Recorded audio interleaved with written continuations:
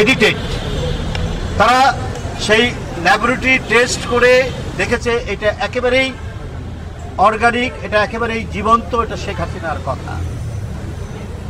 এবং এটা যেদিন তিনি বলেছেন, এটা তার পরের দিন থেকেই এখানে দায়িত্বরত অনেক সাংবাদিকরা তারাও এটা নিউজ করেছেন যে তার পরের দিন থেকে অনেক মারণাস্ত্র, রাইফেল দেখা গেছে আইন শৃঙ্খলা বাহিনীর।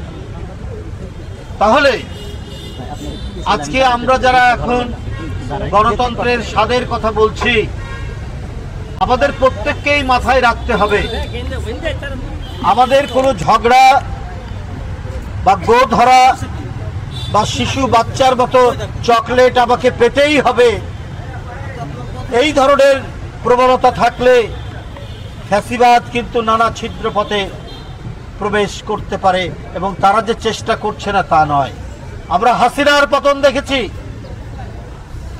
তার সাথে তার কয়েকজন মন্ত্রী না হয় গ্রেপ্তার হয়েছেন, অনেকে পালিয়ে গেছেন, কিন্তু তাকে যারা 16 বছর বাস্তবায়ন করেছেন তার নীতি, যারা এই দেশের লক্ষ লক্ষ গণতন্ত্রকামী নেতা কর্মীকে মিথ্যা মামলা দিয়ে কারাগারে ভরেছে, যারা দিনের পর দিন রিমান্ডে নিয়েছে, যাদেরকে বেধড়ক লাঠিপেটা করে শরীর ক্ষতবিক্ষত করেছে, যারা রাইফেল দিয়ে গুলি করে দৃষ্টিশক্তি অন্ধ করে দিয়েছে, যারা পঙ্গু করেছে, যারা হাত পায়ের নখ তুলে দিয়েছে, তারা তো এখনো সমাজের মধ্যে, তারা তো এখনো প্রশাসনে, তারা এখনো সচিবালয়ে, তারা বাংলাদেশের বিভিন্ন প্রশাসনিক জায়গায় কর্তব্যরত আছে।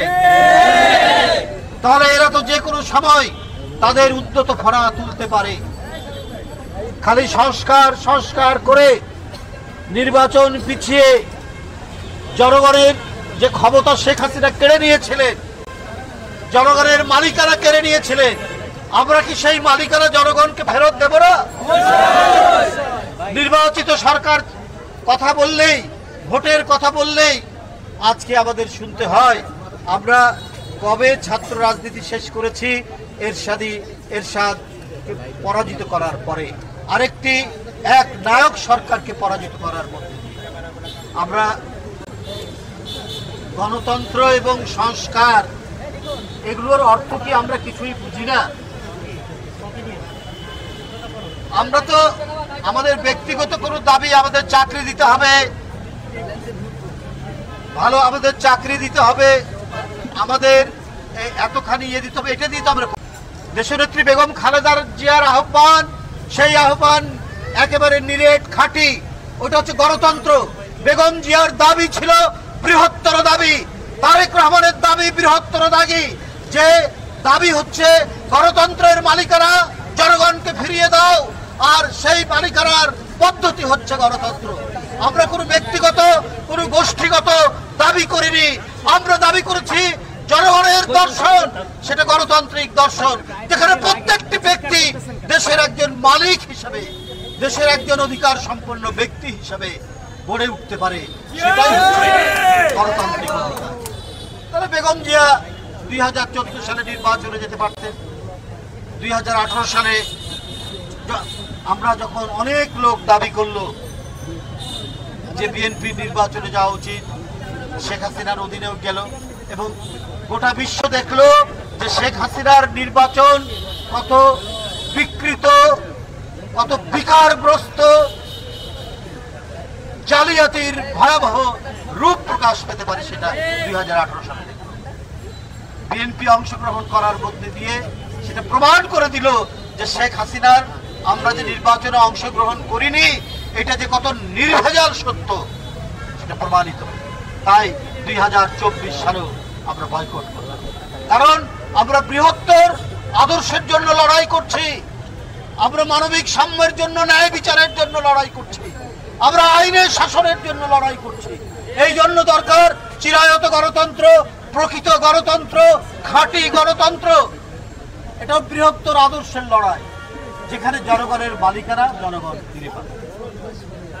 তো সেই মালিকানা আটকে রাখা তো আপনার বড় ধরনের ফ্যাসিবাদকে প্রশ্রয় দেওয়া, এটা একটা একনায়কতন্ত্রকে জন্ম দেওয়ার বা সৃষ্টি করার সুযোগ সৃষ্টি করা। বন্ধুরা আমার, আজকে দেখুন, যদি জনগণের সরকার, জনগণ যে দলকে ক্ষমতায় নেবে, তারা থাকলে পরে প্রতিটি পদে পদে জনগণের কাছে জবাবদিহি করতে হয়। সেই জবাবদিহিতে নেই। অন্তর্বর্তীকালীন সরকারও আমরা মনে করি জনসমর্থিত, কারণ সমস্ত রাজনৈতিক দল আওয়ামী লীগ ছাড়া আর আওয়ামী লীগের কয়েকটি দোসর ছাড়া সবাই সমর্থন করেছে। ডক্টর ইউনূস সাহেবকে সবাই সমর্থন করে যাচ্ছি আমরা।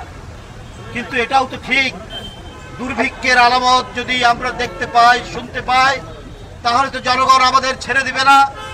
আজকে প্রায় অসংখ্য গার্মেন্টস বন্ধ হয়ে যাচ্ছে, মানুষ কর্মহীন হচ্ছে। মানুষ যদি খাবার কিনতে না পারে, তাহলে কিন্তু দুর্ভিক্ষের আলামত তৈরি হবে, এবং এই আলামত তৈরি হলে